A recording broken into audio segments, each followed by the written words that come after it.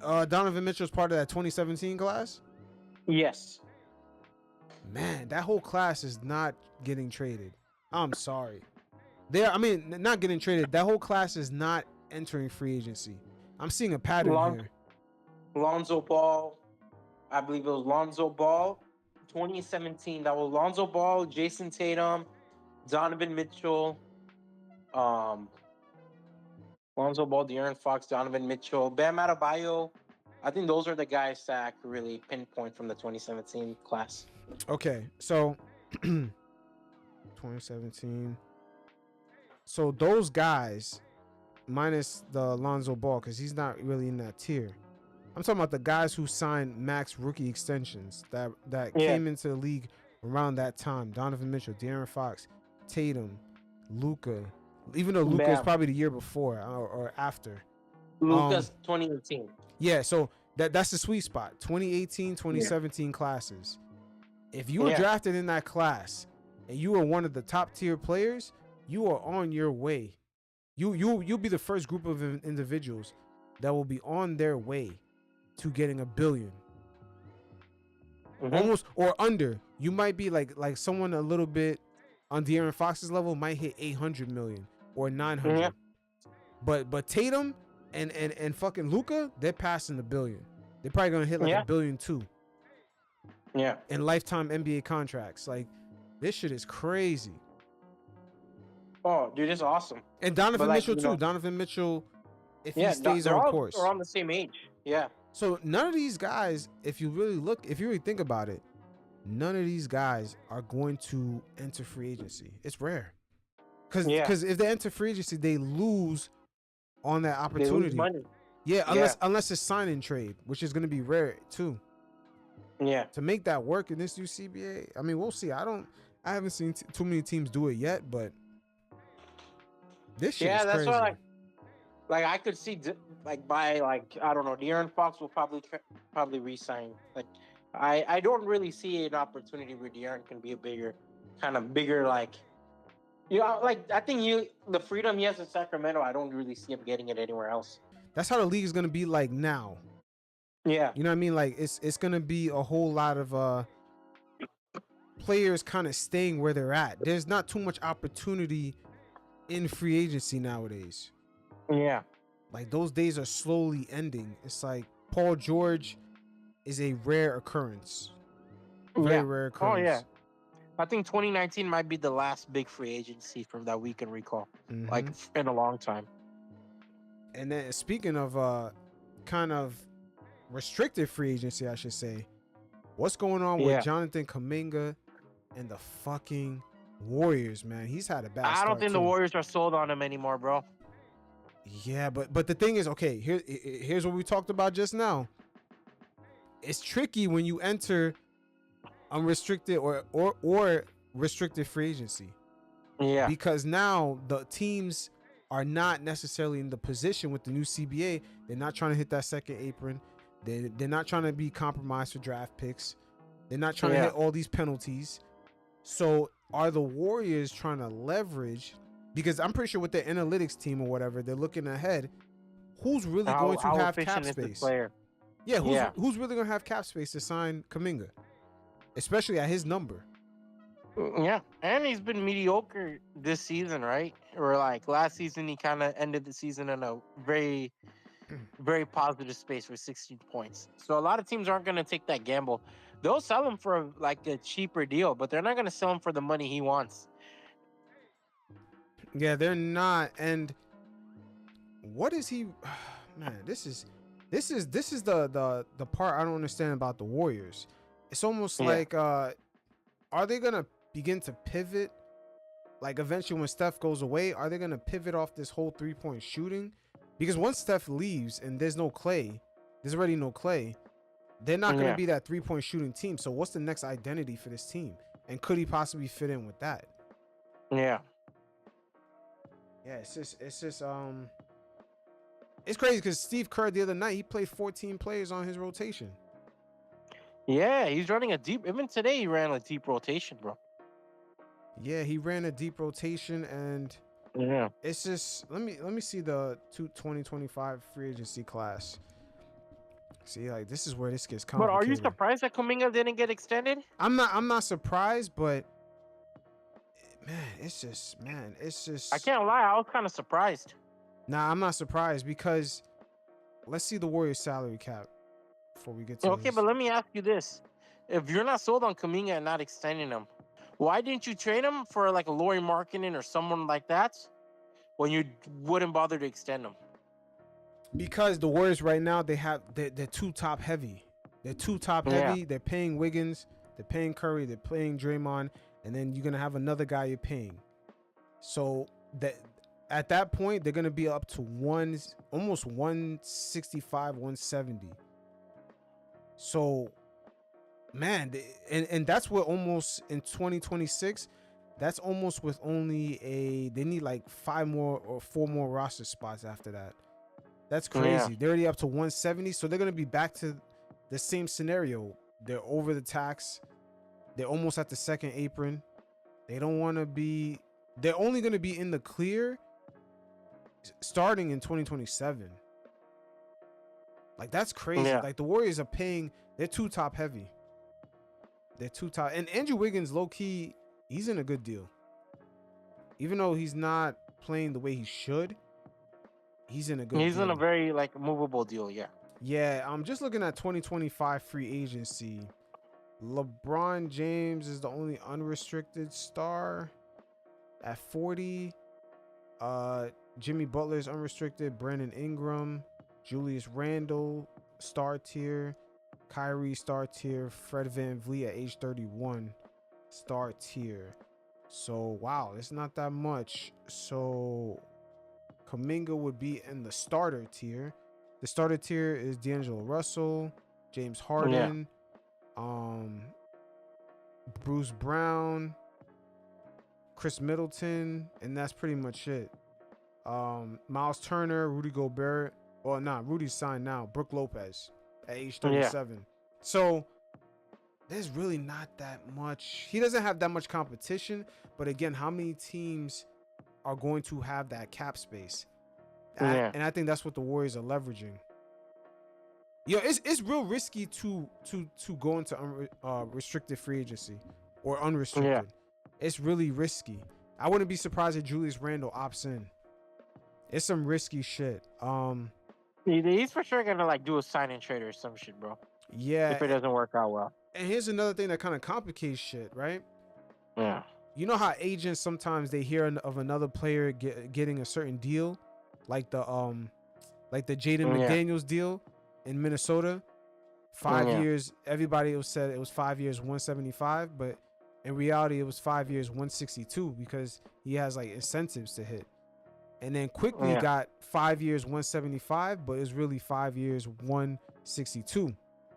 So agents sometimes they hear about those deals and they're like, oh, we got Jonathan Kuminga. He's a way better defender and he has way better potential than those guys. So he should get more than the 175 for 5 years or at that same level. Do you think they're sort of leveraging? They're trying to leverage those type of deals from like Emmanuel Quickly or Jaden McDaniels to start at a certain price point with the Warriors? Nah, I could see that, bro. Yeah, because the Warriors could be like, yo, we want to meet you at this number, and then they're like, we want to meet you at like $30 million a year, but they're like, oh, Jonathan Emmanuel Quickly and this other guy got 35 a year. But also those guys, like you're naming, they got drafted much later, right? Yeah, and they got drafted later. Yeah. So like, dude, I think Kuminga, if you're Jonathan Kuminga, right? And you look at his draft mates or draft class, he's looking at like Franz Wagner. He's looking at those guys that were drafted around his pick, class. You know? Yeah, like around his tier. You know what I mean? Like lottery guys. That is. Let me see how much Wagner got. Wagner got like 200 mil, and he hasn't done anything really significant. Man, that's another thing that complicates everything. Yeah, so he's getting 38, 41, 44, 47, 51. Wow, it's all guaranteed. 231 Nah, a And little you're bit under banking on that. potential at that point. You're banking on potential. So they're banking on potential with that. Yeah. So man, damn, this dude is And I'm gonna. not saying France is a bad player, So but I'm gonna be honest. His developments, like when you look at it, it isn't anything to drive home about. To be honest with you. yo, but to be honest with you, with that 175, he has to get a bigger deal than what Quickly and them got. You know they're saying Yeah. that. You know they're saying that because that's only Oh, at 35. 100%. That's only at 35 million a year, and he's got a man. I don't know if the Warriors are willing to give him. Okay. Wait, hold on. Are the Yeah. Warriors willing to give Kuminga more than 35 million a year after they I have? honestly doubt it. Yeah, they already have guys on the books that are vets I think Steph Curry that signed make a 20 1-year that make extension, right? 25. Curry signed a 1-year extension, and I think Draymond has entertained possibly leaving after this contract or retiring. Yeah, Draymond's So getting you don't have a 25 a strong year. shell life. What's up? Draymond's getting 25 a year. Wiggins Yeah. is getting 26, 28, and 30. Yeah. So Kuminga will be getting. Kuminga might be looking for if we want to compare it to France in Orlando. Kuminga is looking to get 41 a year.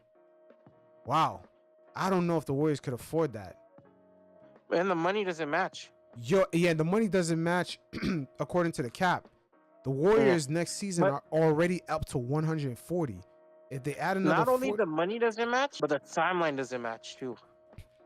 Yeah, and the money's gonna put him over the cap. Yeah. Oh wow, But the timeline doesn't match. This is interesting because let's say they gave him the deal that he wanted around Franz's number 41. Yeah. They're gonna be at 180, and they still have to fill up the roster with 4 to 5 more people. Yeah. That's crazy. Damn, the Warriors. Wait, hold on. Imagine the Warriors paying a tax on a team that can't even make the play-in. Exactly. And Jonathan Kuminga isn't an all-star caliber player. I see why Clay left. The Dude Warriors is a team with no direction. Yeah, the Warriors. I see why Clay left. Number one, Draymond's number. It's not honestly, Draymond deserves his money. What am I talking about? Draymond deserves it because nobody does what he does in the league. He's a real floor general. But yeah, they chose their guys. The truth is Andrew Wiggins is taken up. But Andrew Wiggins, all these guys are at good numbers. They just have too many guys. Yeah. They got too many guys. It's it's hard to pay 4 people top dollar in today's NBA. The Warriors can't get away with that no more. But bro, let me say this. In regards to the Warriors timeline, bro, I think they kind of 2022, it made sense why the Warriors kind of reshaped, right? Not 2022, my bad.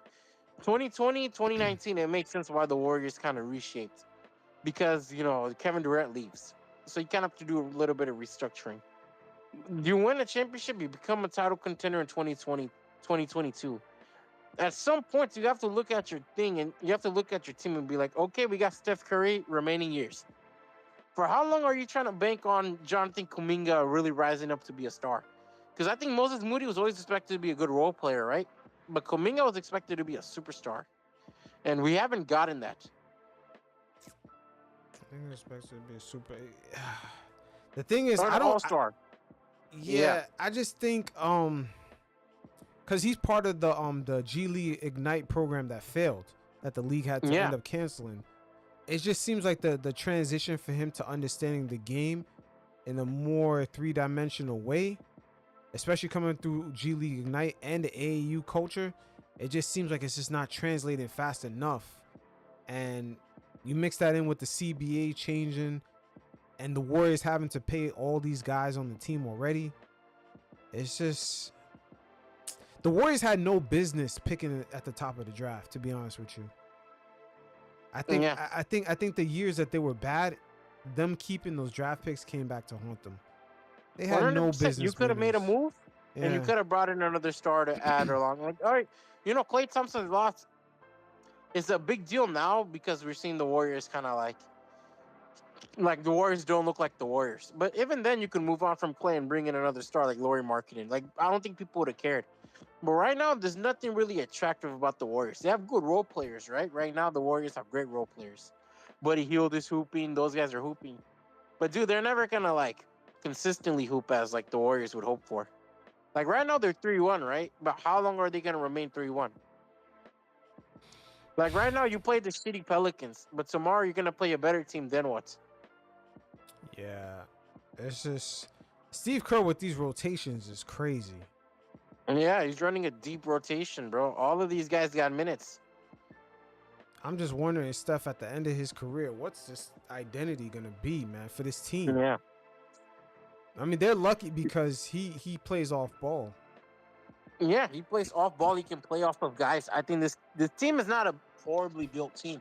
Like I wouldn't be shocked if it makes a play in, but it's not a team that wins you a championship, bro. And you look at his peers, Kevin Durant, LeBron, fucking like whatever we can say about them. Like we can question the Suns and the Lakers' legitimacy, but we can say this: they're more legit than the Golden State Warriors. Oh yeah, for sure. Yeah. Like Draymond isn't a scoring threat. So like, you know, if he's your second best, if your second best player isn't a scoring threat, there's like, what the fuck? Yeah, that's the only issue. The thing about the Warriors, man, they're really gonna Steph really has an opportunity to get more rings, man. It's legit. Dude, he could get 5, maybe even 6 if the Warriors wanted him to. Yeah, if he the could Warriors really actually like. and if he did, especially while LeBron is playing, he could have challenged LeBron for the best of his era. Oh, 100%. I think he does.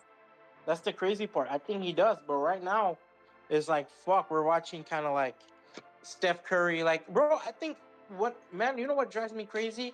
Is people don't, like, we can highlight LeBron day and night, rightfully so. But, bro, being the best off-ball player at the age of 35 is fucking crazy. Yeah. Especially with the lower leg injuries that Curry has had throughout his career. That is fucking crazy. Man, I don't know, man. It's just Jesus, man. I don't know. It's these are interesting times, man. These are very interesting times, and we'll never see a point guard like Curry. Like I think maybe Ja, maybe, but we'll never see a point guard like Curry. We won't, and I'm wondering, you know, after everything is all said and done, you know, especially after fallout with Clay with the Warriors. Because to me, I think Steph just, you know, him signing that deal, it kind of sealed his fate. Like he's gonna, you know, they're gonna bury his coffin with the Warriors, man. Like that's it. It's gonna end there. But he signed a 1-year deal. Yeah, but it's like to waste. I feel like he don't have no time to waste. It's like a 1-year deal. You don't think Curry? It's like a 1 year. All right, let's say Curry goes to the Milwaukee Bucks. And let's say Dame goes to let's say a trade happens magically, right? Like, I'm not saying it's gonna happen. That Bucks team's automatically like the best team in the world. Yeah, I mean, with Steph and Giannis. Steph is gonna have to stay. Hey, the Bucks might be able to make that happen, but the thing is, I don't see Steph leaving that franchise, bro. No, I think like if Steph wants to leave, he can win another championship. But it's if Steph wants to leave. But the thing is, bro. Would it matter if Steph wins the championship in another franchise? Because his legacy is so set in one organization. That's like Kobe winning a championship in Dallas. Like, yeah, it would be cool, but it's like Kobe's LA. I think it's just like that. Steph is Golden State. Dirk Nowitzki's Dallas. It's so weird. I think that's just like It's just weird because his brand is cemented. It's sometimes your brand is cemented in one spot. And it's not even worth chasing the championship. It's not even worth it. Like Kobe. Especially a superstar like Curry, right? Yeah, like imagine Kobe in like 2012 leaving LA to go chase like for the Dallas Mavericks. Yeah, it doesn't. It don't even make any sense. It's like, it's not even worth that championship, bro. It's like at the end of the day, you a champion anyway. Doing, Kobe? Yeah. It's like your brand is there. It's like Kobe, LA, Curry, Golden State. It's like. You might as well just stick it out, man. They're gonna pay you. You might as well thug it out. Yeah, and plus, I don't see the Warriors letting him go. They got that new stadium. They need to sell tickets for that shit, man. Oh, dude, people buy. Like, I think the thing with Steph, he's popular within old people. He's popular within young people. he's like a generational, like he transcend every age group. So they can never let Steph go because he Nah, sells you shit. yeah, you really can't. You really can't. Yeah, But yo, he sells you. He sells you in a packed arena. yeah, he sells a packed arena, and it's just they don't really have a product outside of him right now. Yeah, and they're not gonna have a product outside of him for a long Yeah, time. and it sucks because if they traded for Giannis, they're gonna have to give a lot away. They're gonna have to give Wiggins and Draymond away, and that's the whole idea.